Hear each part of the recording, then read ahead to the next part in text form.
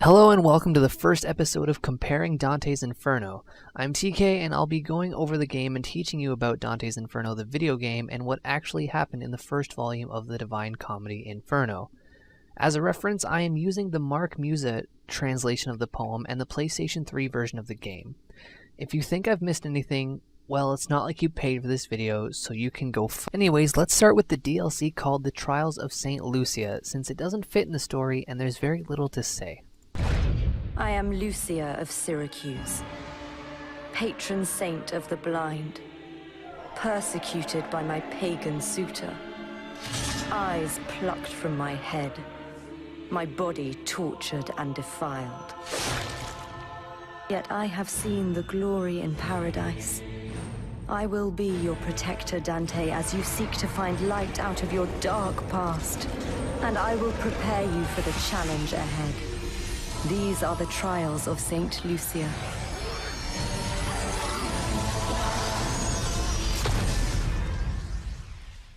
This telling does leave details out, but it is almost true to the original story of St. Lucia, which isn't actually told in the Divine Comedy. Now, in the comedy, the Virgin Mary takes pity on Dante and requests that Lucia aid him, so she goes to Beatrice, and Beatrice then goes to Limbo and asks Virgil to guide him. We'll get more into that later. In the cutscene I just showed, she says she had her eyes plucked out, but does not mention by whom. I think they left this vague because some believe it was the work of torture, others believe she plucked them out herself because her awful suitor was fond of them. It's also worth mentioning that in Volume 2, Purgatory, Lucia carries Dante towards his goal while he sleeps.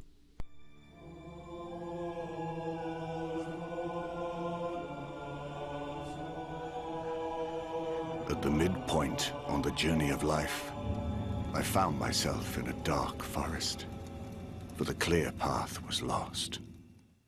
This opening video for the Dark Forest DLC, as well as the beginning of the game, begin with the first 3 lines of the first canto. In this DLC, Dante meets what appears to be the ghost of Beatrice, who he does not yet know is dead. This does not occur in the comedy. Instead, he attempts to climb to a hill bathed in light and is stopped by 3 beasts. In-game, these beasts are represented by puzzles named after the animals that stop him, and those animals would be a leopard, a lion, and finally a she-wolf. That's when Virgil appears to him and offers to guide him to the light through another path, and that path is through hell and purgatory. But Dante does not meet Virgil in the game quite yet.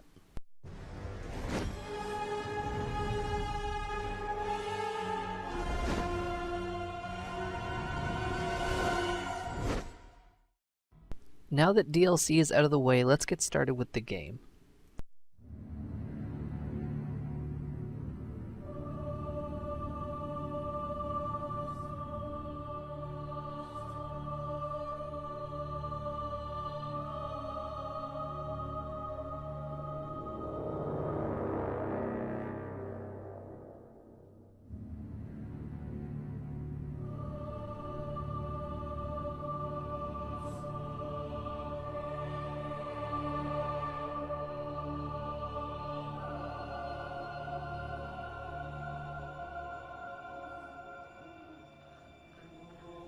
At the midpoint on the journey of life, I found myself in a dark forest, for the clear path was lost.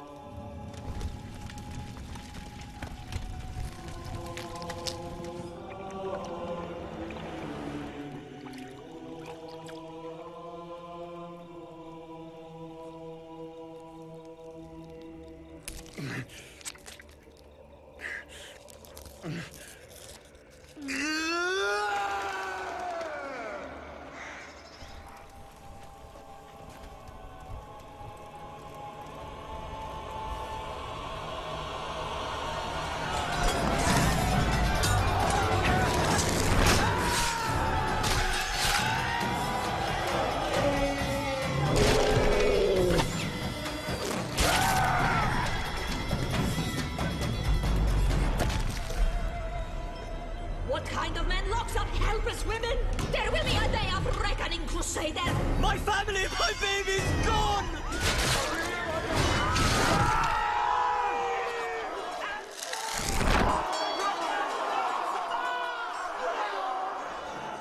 In this intro video, it states that the game takes place in the year 1191 during the Third Crusade, whereas the poem begins in the year 1300. And it's important to mention that the Dante of the comedy was not considered to be a warrior, but just a poet. The author Dante, however, fought with the Guelph cavalry for the Battle of Campaldino. And of course, Dante did not stitch a cross to his chest. At this point in the game, Dante appears to be slaughtering armed prisoners.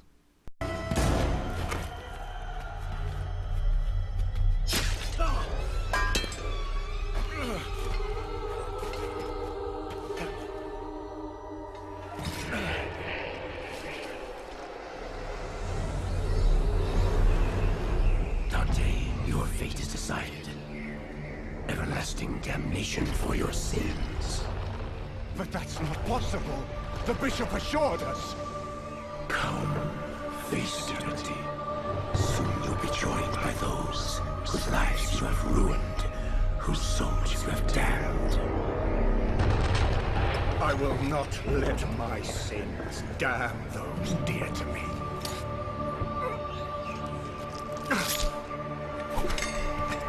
I will redeem myself. Mortal, you are mine.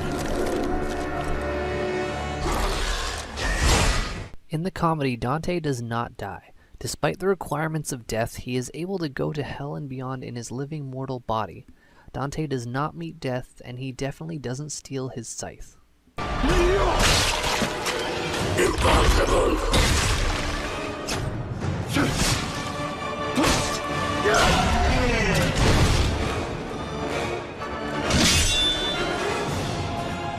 Stop! I can help you.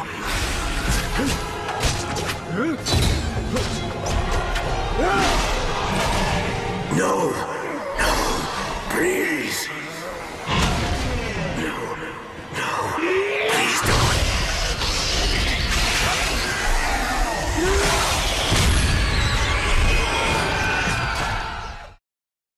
Thank you for watching the first episode of Comparing Dante's Inferno.